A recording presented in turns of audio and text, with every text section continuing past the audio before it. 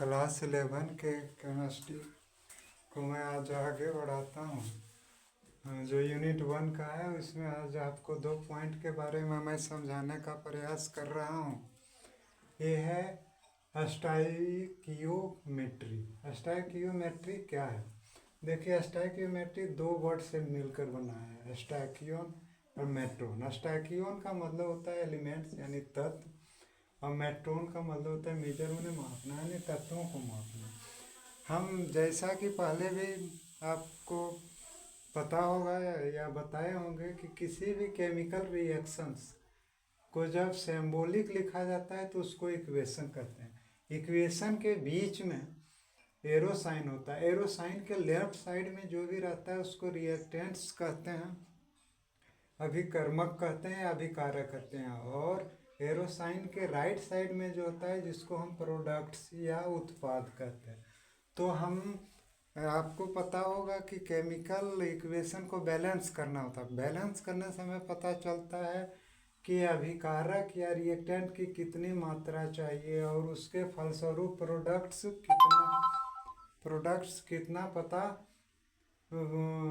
कितना बनेगा, है ना। तो इससे हम स्टोइकियोमेट्री में हम इसके बारे में पता करते हैं। अब देखिए, यह केमिकल इक्वेशन बैलेंस्ड है। इसमें आप 2 कोफिशिएंट देख रहे हैं, O2 के साथ और H2O के साथ। तो ये दोनों को हम स्टोइकियोमेट्रिक कोफिशिएंट कहते हैं।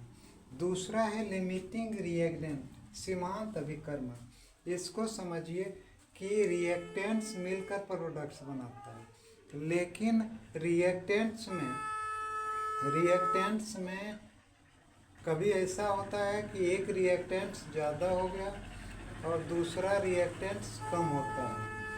उत्पाद तो बनेगा ही, लेकिन जो रिएक्टेंट कम होता है ना, वह जल्द कंज्यूम्ड हो जाता है, जल्दी ख़त्म हो जाता है। ऐसी मात्रा में हमें सीमित मात्रा में लिमिट प्रोडक्ट्स यानी सीमित मात्रा में उत्पाद की प्राप्ति होती है। तो जो कम मात्रा में रिएक्टेंट्स कहते रहता है उसी को हम लोग लिमिटिंग रिएगेंट कहते हैं, यानी सीमांत अभिकर्मक कहते हैं। मैं आगे आपको विलयन की सांद्रता इत्यादि के बारे में बताऊंगा। अगर हमारे वीडियो को आप पसंद करते हैं तो प्लीज़ लाइक और सब्सक्राइब कीजिए।